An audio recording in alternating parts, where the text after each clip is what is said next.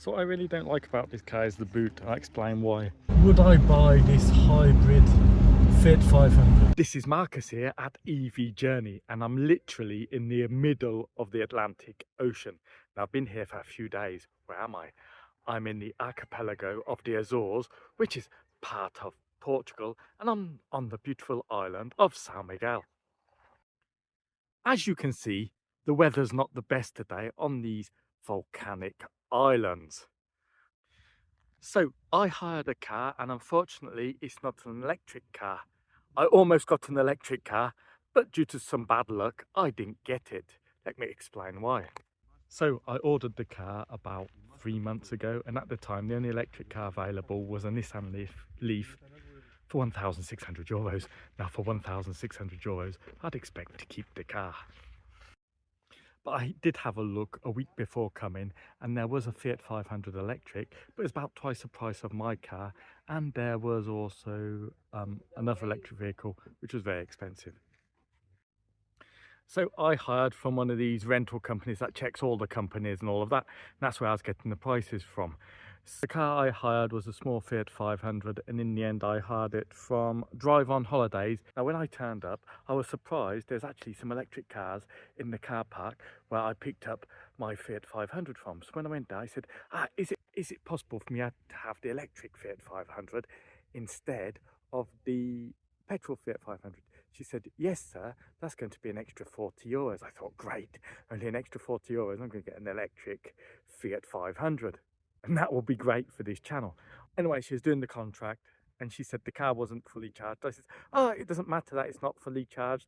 We can just use the Mobby network like in Portugal. She said yes. So I said, well, that's all great then. But unfortunately, just before we was about to sign the contract, a man said the car had been reserved for somebody in 2 hours and I couldn't take it. And in the end, they give me a Fiat 500 hybrid.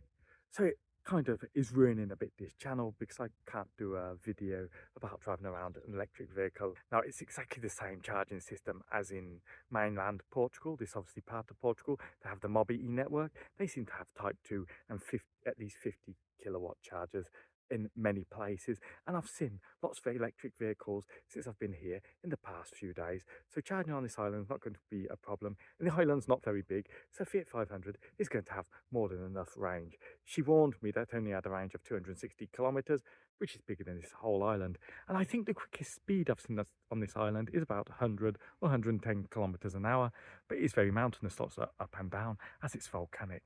Absolutely beautiful. However, I thought I wasn't going to film this hybrid car because I thought it might be a waste of time. But then I've kind of changed my mind because I thought there's some things about this hybrid I really want to let people know before they buy a hybrid or before they buy an electric, because you've got a choice with Fiat 500. You can get the hybrid version or the electric version. Let's go and look at the car, shall we? So here's a nice little black Fiat 500. It looks very nice from the outside, I must admit. Lots of people buy these because they just look so good. It's quite a nice little small car, but it's actually been perfect for our family. We've got a 13-year-old daughter, my wife, and even the boot was big enough to take all our luggage from the airport. So yeah, in terms of size, no issues there. Now this is the Dolce Vita version, and also, as you can see, it's a hybrid. Quite nice inside, and it's even got a sunroof where we can open and close it like that. You see so at the back. Luckily my wife is quite short, so my daughter's got lots of leg room in the back. It seems to be quite a basic model. It's only got these knobs like this, and the seats are stained. Now I think the seats are stained because here many people go to the hot pools and your swimming trunks and towels get completely red. Because I think there's a lot of iron in the water, and it seems people have been on here with wet towels and stuff, and they've stained the seats, and I don't know how they're going to get these stain marks out of it, but that's not my problem because it's not my car. So it's a 1.0 petrol litre engine, and it's extremely hot. I'm almost burning myself just opening it here, but even though it's cloudy, it's quite hot here, about 24 degrees, and it's been going up a lot of hills today. It does actually come with a lithium ion battery, and it is a massive 0.5 kilowatt hour. That's right, 500 watt hours. So I guess it looks something similar to those power banks that you use to charge your phone. So it's in here somewhere, not quite sure where. But one thing that's a little bit of a surprise to me in this car is the efficiency, in that it doesn't seem very efficient. Now, I know it's hard to tell against mainland Portugal because here there's a lot of ups and downs and it's an island. It's not the same kind of driving. So it could be that all cars are inefficient on this island. Just can't tell. Let's have a quick look. So I didn't reset the trip, but let's just look at the consumption of other people. If we look at trip A, where it's done 1,200 kilometers across the island, probably different people, and a lot of it is probably me actually, and some of it is me. There's 6 litres per 100 kilometers, and that seems a bit high for such a small car, especially if it's meant to be a hybrid. 6 litres per 100 kilometers. What's trip B telling us? Yeah, trip B is telling us the same median consumption of 6 litres per 100 kilometers, which I think for such a small modern car is a bit high, specifically considering it's a hybrid. Have a little quick look behind here, the instrument panels. This is a battery, and we've just driven up a big hill, so the battery is quite low. The battery can go up to there. This is obviously the petrol, 95, unleaded, and I filled it yesterday, so that's almost quite full. Here it gives you the revs, and here it gives you the speed. I'm not sure that this can go up to 220 kilometers an hour. I've got my doubts if it can go up to 120 kilometers an hour, but we'll discuss that later. It's got buttons and stuff. 6-speed gearbox, not quite sure why. I think 2 gears are enough, forwards and backwards.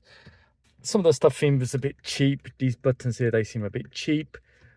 This is just simple. I've seen another Fiat 500 which has something more advanced here. This is really the basic model, it seems. But overall, it's fine. It'd be much better, obviously, if it was electric, but we'll talk about that. It's got some nice little detailing, but this part here does seem very plasticky, but I think in better models you can get things to look better than this. But anyway, yeah, that's basically a car. I've got a bit of storage down here, not much. We've got quite a big glove compartment. For a small car, it's quite big, and you do sit quite high up. So I feel I sit much higher up than in my Tesla model. So just before I talk about how this car drives and about this car, I just want to let you know that I'm coming from a Tesla Model 3, and you can't really compare it to a petrol car. But to be fair, I do drive a manual Citroen Saxo 2 or 3 times every week, and that car's 20 years old, so I can kind of compare it to a Citroen Saxo, just similar size car, just it's 20 years old, we can see what the differences are and stuff, because obviously this should be much better. I won't try to compare it too much to a Tesla Model 3, but in a way I'm going to try and do a comparison with the electric Fiat 500, even though I've never driven one. So just to let you know, in mainland Portugal, the petrol version of this car costs just over 17,000 euros, and the electric version cost just over 28,000 euros. Now these are the cheapest models of those ranges. You can upgrade them to get more, but the cheapest model of both of these cars is this, the hybrid versus the full electric. So the electric one is 11,000 euros more expensive. Keep that in mind. These are just some of the views you get when you drive on this island. And it's an island full of cows.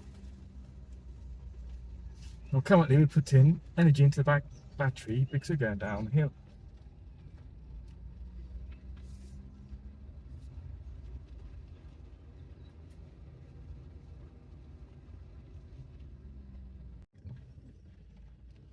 More views and more flowers en route.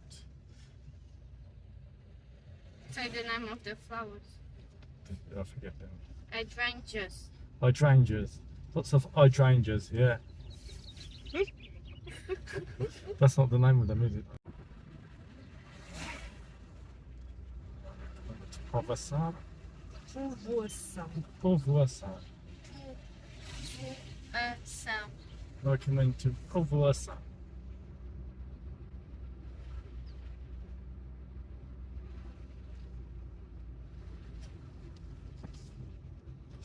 There must be restaurants down there.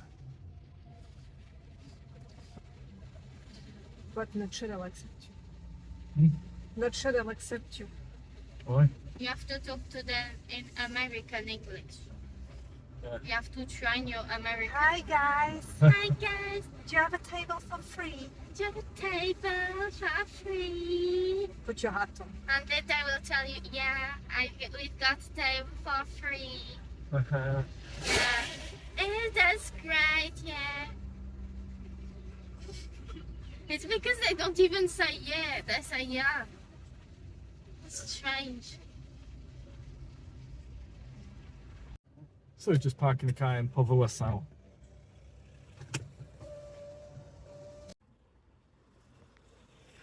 So in Ponta Delgada, there's at least one Type 2 charger, exactly the same as you get in Portugal.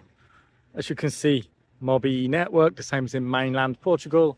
And you're only allowed to stay here if you're actually charging, which we're not going to charge the hybrid.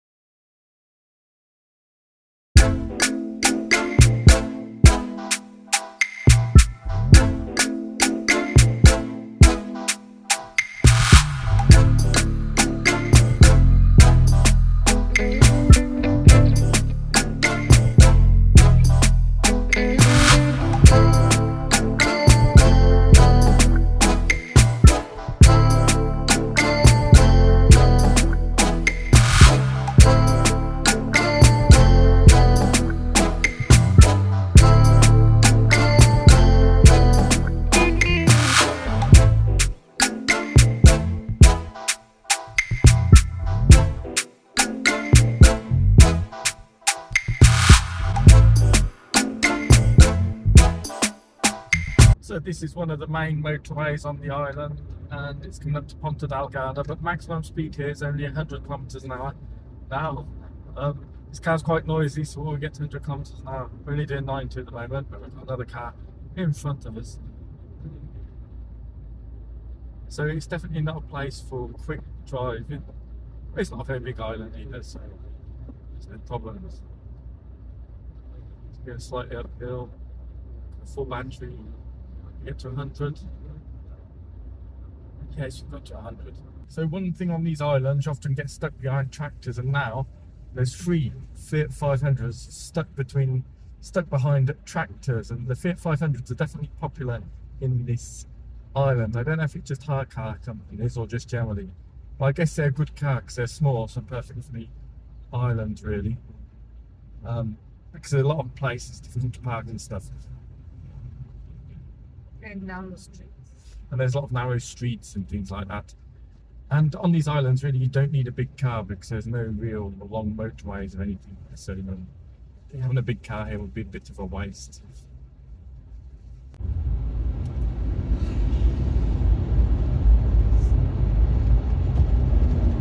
So one thing with this hybrid car, it's extremely noisy, and you really have to rev the engine if you want to have any power going uphill.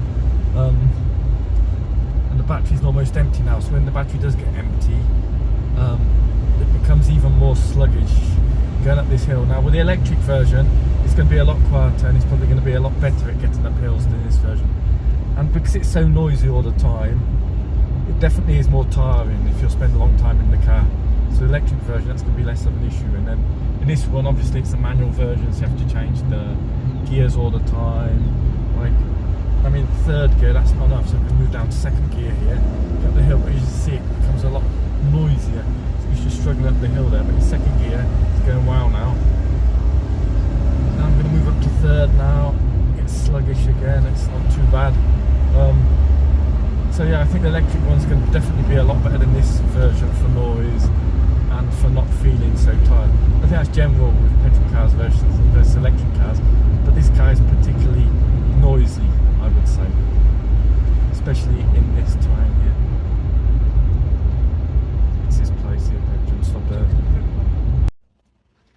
Just to give you an idea of the island, here is the north side where you can see the sea, and if we go over there on the south side you can also see the sea. So it's kind of a long thin island, and it's great viewing point to see the south side and the north side. And it looks like we've got a traffic jam on the island. So we've got a traffic jam of tourists here, it seems. going up to the viewing points. But this is the first day it's been good weather in a couple of days, so I guess all the tourists are going out like we are. See my car food, and the battery is still on only 1 bar. So keep going up the hill. Anyway, at these speeds, you don't need much. Doing repairing the roads, kind of. So this is the first traffic jam we've had in almost a week of being on the island. So the worst thing about this traffic jam that's taken a long time is that the car did go into stop start, but after a while the engine came back on. We don't have air conditioning turned off, so I must have stopped for, I don't know, a minute or something, then the engine come back on, but the battery is low. So stop start is not very good, so we just sat here in the queue waiting now. The car make a little bit of noise and vibrating a little bit. Yeah, an electric one is going to be much smoother in this kind of traffic jam. So they were doing road works and we just got past that and we're back on the way. Hopefully we should be going down now, so I've got to put some energy into the battery. Even so, it's still quite busy. So, putting energy back into the battery because we're going downhill. Now we're going into a crater. This is a volcano.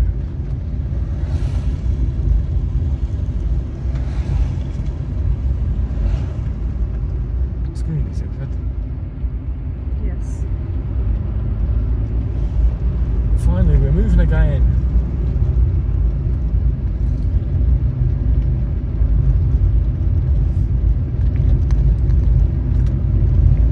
There's some parking there, look.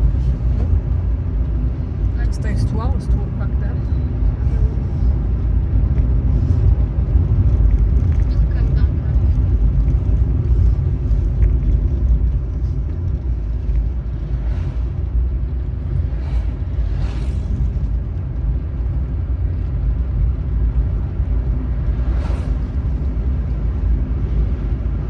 A lot of battery going into the engine now.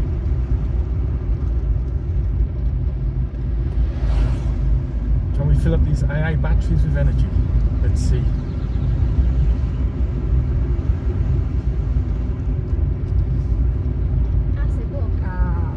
I can see it. So we're going down here to Sete Cidades, which means 7 cities. Look at that. I think the water there is green. Yeah, so it's got 2 lakes. They're connected. One is green and one is blue, apparently. Let's see if we can see blue and green. Then in the background is the sea. So we're just missing 1 unit now until we've got a full battery. Nearly fully recharged. So here's the viewpoint. You can see the 2 lakes here. One is greener and one is bluer. And the sea in the background. And there's the town down there. So what I really don't like about this car is the boot. I'll explain why. Yeah. This is quite a big and messy boot at the moment. That's fine for a small car, it's not the size. It's this thing here, because when you shut it, you don't really know if it's shut or not. It seems very flimsy. You see? It seems very flimsy locking. So I'm not really sure if that's shut or it's not shut, so I have to pull it there. Can't pull it there because there's the button there. I don't know if they're all like that or if it's just this one because it's been used a lot as a rental car. This car's probably about 2 years old. Even there, so going back down to Sete Cidades.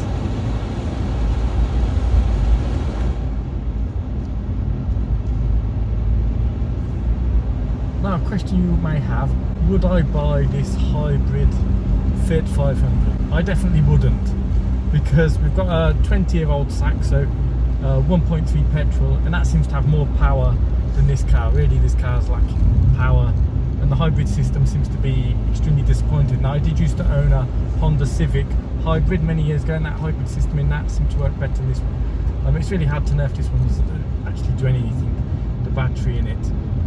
But again, I'm not on normal roads, I am on an island.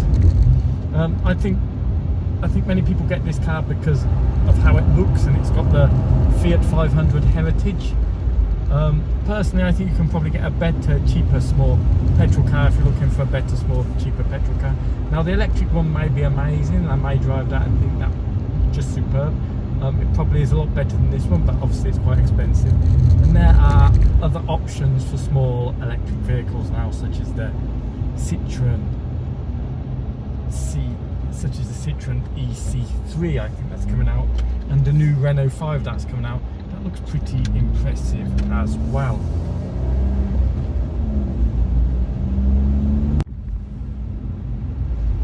So we're going down again, and nice scenery, going really into the centre of the crater of the volcano where the lakes are. And here there's lots of cows, as you can see, and lots of flowers. It's really nice.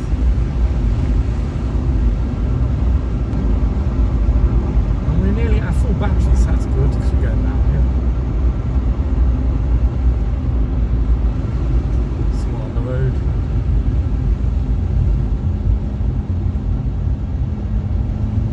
Two people on the road. There's people taking photos of their cars.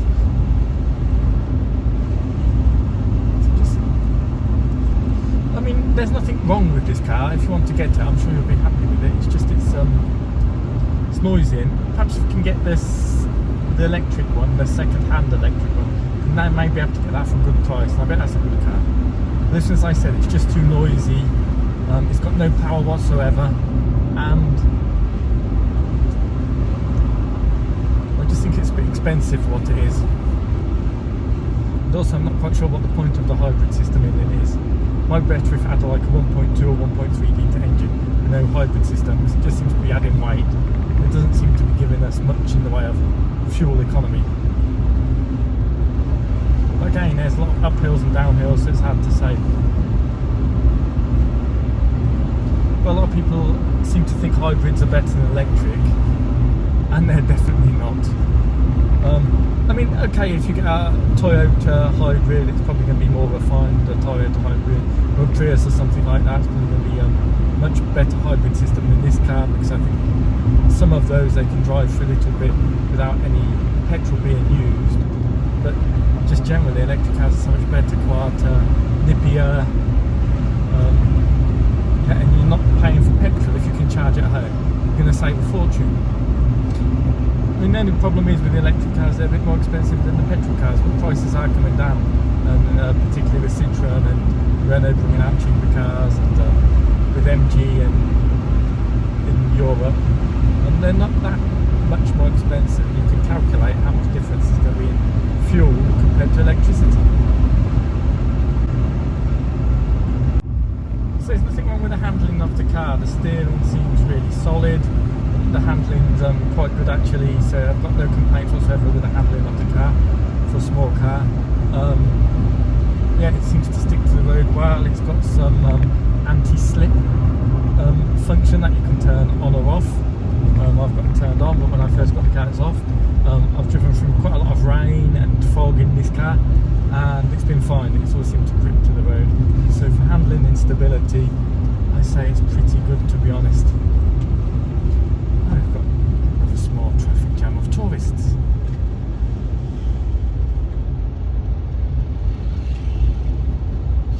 Looking at the lakes. So we keep going down, the battery's not that full, so we go down here, we keep recharging, and we keep going down towards the centre volcano. Hairpin turn here, I've just said how good the handling is. I'm just about to spin off and out. Go out here. Hello here. The road here seems quite good. The roads in the Azores actually have been very, very good. Better than now in mainland Portugal, to be honest. But this one here is a little bit bumpy. Seems they maintain things better here. And now we should be able to see the lakes in the distance. You can see that. So this is really good place to drive, because just get so much scenery. Keep going down, and the battery is 1 unit from full, so we just see if you can get to full or not going down here. So we're going to need a battery to come all the way up the hill, aren't we? Not that it seems to make much difference. The car seems to struggle a bit less going uphill when you've got some battery. Silverstone, yeah. Or should I say Estoril?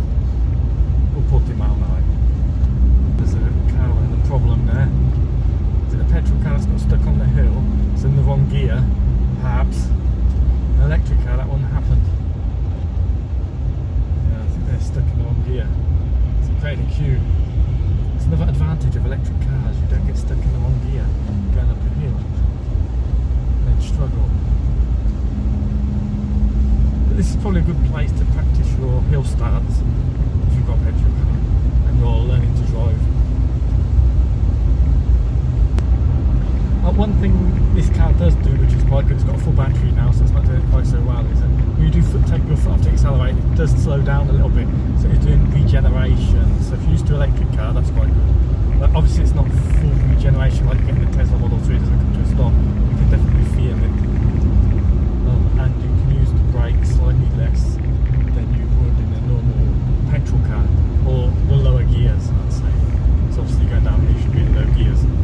And we're going to cross the bridge of the lake now, so look at that. And we've got another traffic jam on the At bridge. least you better the call of the lights. Yeah, All it is. there. We should stop there. Green on the left, red, blue on the right. Not red. Red on the right. That's red, okay. So you probably can't see that, but the cable's too short. But I've actually got Android Auto working here, and that didn't work on the E2i8 with this phone. So Fiat 500 for the win. Actually, Android Auto is actually working. We've got a map and everything. Probably don't see that very well because the cable I'm plugged into is too short. If it works via Bluetooth, if I unplug it, it just stops. It needs to be plugged in. It doesn't look like it works via Bluetooth. Perhaps I could set it up to it, I don't know. But yeah, lots of singing frogs here. Hear them, see them down there.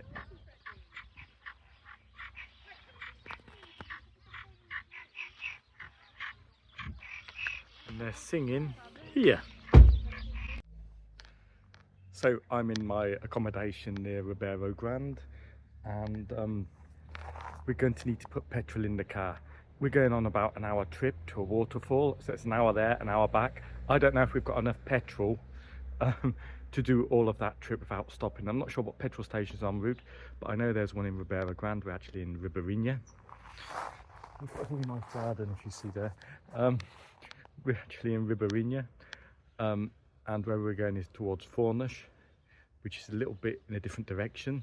We're going to go in a different direction towards Ribeiro Grande for the car of petrol. It's a bit like an electric vehicle. Sometimes the petrol station's not exactly where you want them. I'd want one, you know, just down the road here. That'd be more convenient, but it's not. So that means we're going to have to add a little bit extra time to our journey today to go and fill up the car with petrol. When we get to the petrol station, we're going to see if it's a 5-minute fill up or not, or if it actually takes longer than the stated 5 minutes.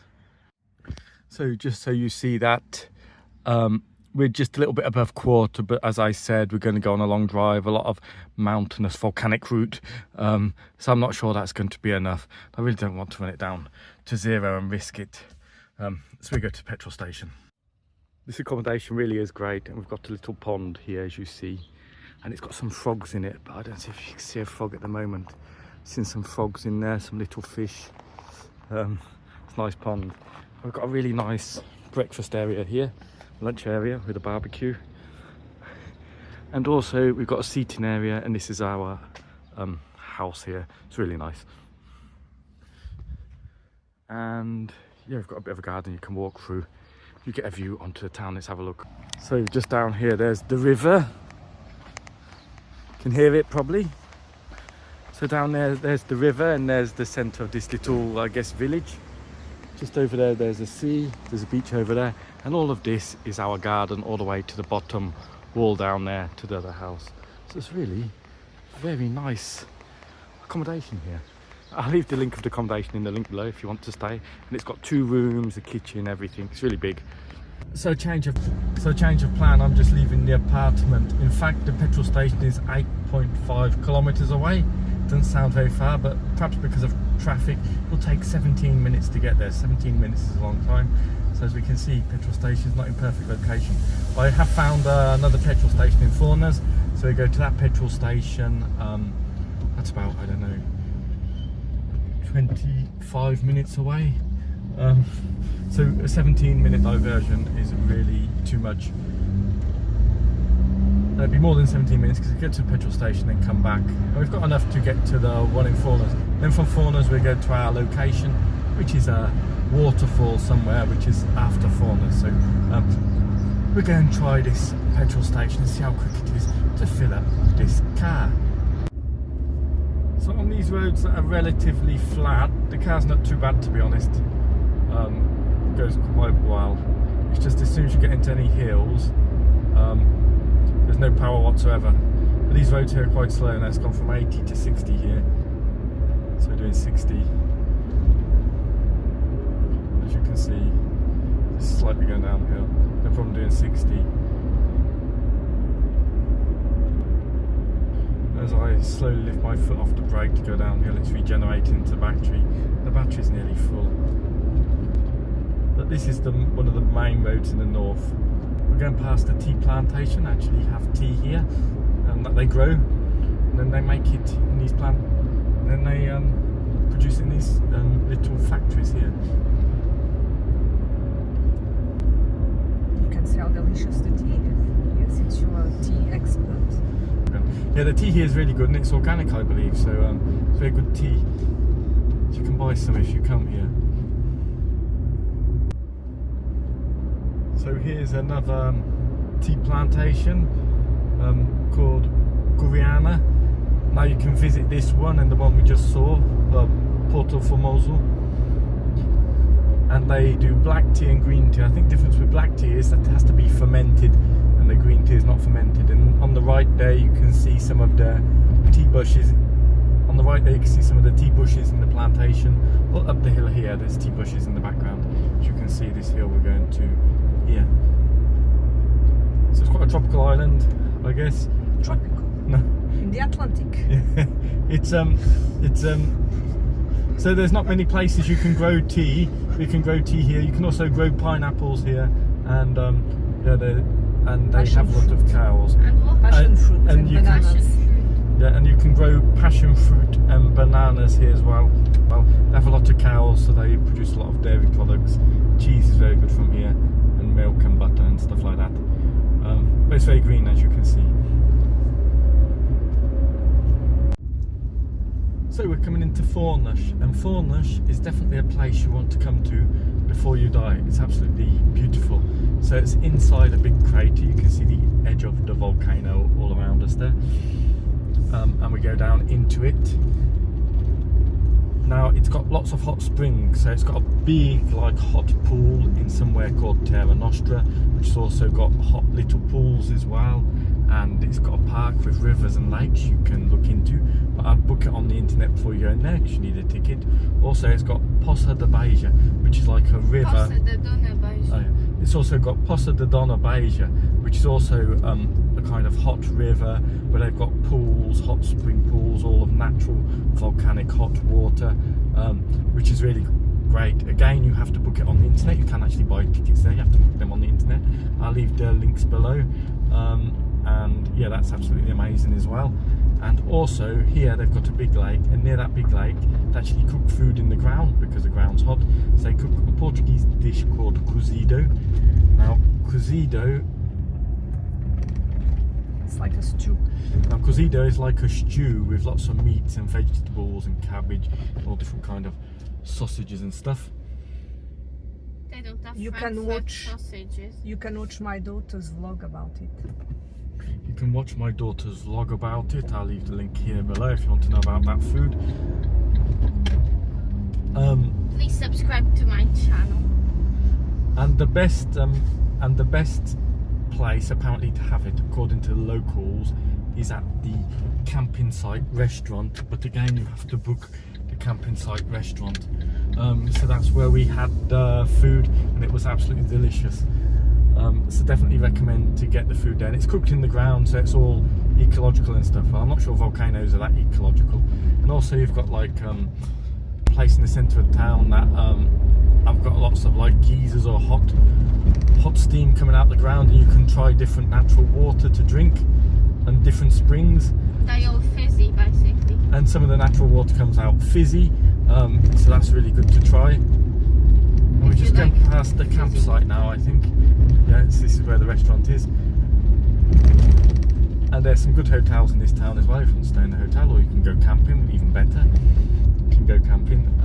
It's definitely a place you want to come to. And there's I don't know if you saw that stream there, but the water's coming out hot. It's probably going into this hotel. We're going through there, are we? Yes, we're going this way. Oh, we're not going this way. You can say my daughter also recorded some beautiful music videos. My daughter also recorded some music videos here, so I'll leave the link below if you're into listening to music. In a beautiful place. In this beautiful place with many flowers and stuff, so it really is beautiful, as you can see. Yeah, if you can see over there the steam, that's actually volcanic steam coming out of the ground. And it smells of sulfur. Yeah, and obviously here it smells of sulfur because it's volcanic. And they also cook corn on the cobs inside of the hot water, so you can enjoy a corn on the cob if you want. And yes, we're just going past that there now. Yeah, we're just leaving the town now and hopefully going towards Galp, so we can put some petrol in the car. So just coming up to Galp now in Furnas.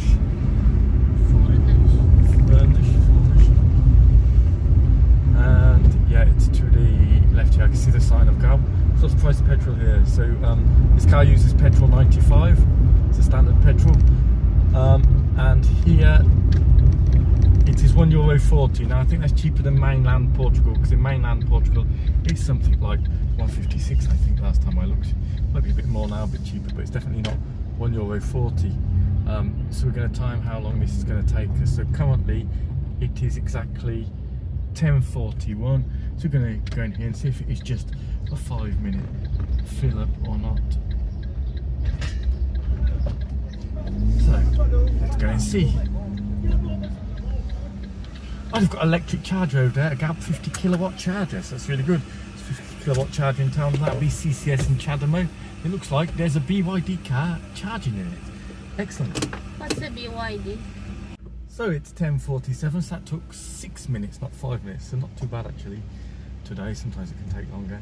And yeah, that charger over there is definitely working because it's green, so that's good. So we go to the next place now. So just to let you know, in the petrol station I added 25 litres and that came to around €39. Now I just think this petrol engine with this hybrid system is just so bad, because I used to own a Citroen C4 Cactus that had a 3-cylinder petrol engine, 1.2 litres, had no hybrid system, and I think I got better or if similar consumptions with that, and it was 110 horsepower, that engine. If you click there you can see the comparison of the ID3 versus the Cactus that I used to own. So I really don't see the point of this hybrid system. I think this car, 1 litre engine, but it's only got 80 horsepower. Could be wrong, but definitely less than 100 horsepower. It's just got no power whatsoever. So basically, as Fiat and Citroen are part of the Stellantis group, I would just remove the hybrid system and just put in this 3-cylinder petrol 1.2 engine in it. Just have a much more powerful car, I think. It'd be much better. So it really struggles, this car. And I think the consumptions would be the same, if not perhaps better. So what do you think about that? I mean, obviously you should just buy the electric version of this car because it's going to be much better. But if you are going to buy a petrol version, I just think this petrol version is just bad with this hybrid system. Either improve the hybrid system or just remove it and put in a half-decent petrol engine, because this really struggles. We're going to go and visit a waterfall and do some hiking, and it's somewhere around here. What do you mean we're going to hike? Yeah, hike, you have to walk to the waterfall. That'd be good, won't it, to walk? Will that be like nothing? Yeah, something like that. Hike. So I think this hybrid badge on the car is just pure marketing nonsense. I don't think it adds absolutely anything to this car. They've just bunged in a small battery and a small electric motor. adds nothing. I think it's just for them to say some rubbish like they've electrified the car, or it's better for the environment. So people buy this car thinking it's better for the environment, or it's eco or whatever, and it's just pure and utter nonsense. If you was to get a better pure petrol motor in this car, it'd probably be cleaner and more efficient, and just completely remove the hybrid system. Now you're going to say, well, it gives you the start stop. Well, really?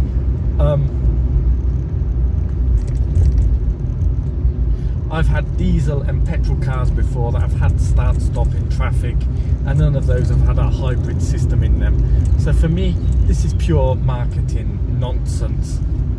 What do you think? Do you think this is pure marketing nonsense? I bet because of that hybrid badge, they actually sell more cars because of it. What do you think? Leave your comments below. We're very high up here. And that's chicken.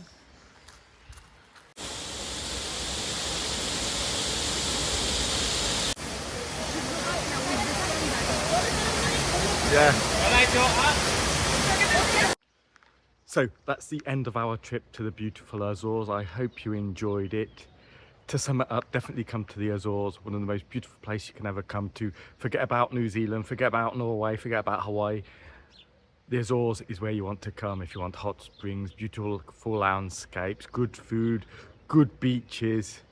It's got everything. About the car, so it drives quite well in terms of handling and stuff, but as I said, I don't know what the hybrid system's doing. Extremely noisy, and the efficiency, 6 litres per 100 kilometers, I thought was quite high. I didn't try it in mainland Portugal. I think the car's quite expensive for what it is, but it's a very good looking car and lots of people like it, and I'm sure the electric version is much better. Haven't driven that one, but obviously it's much more expensive, so that's something you need to take into consideration. So thank you again for watching. Hope you enjoyed it. Remember to click subscribe and like.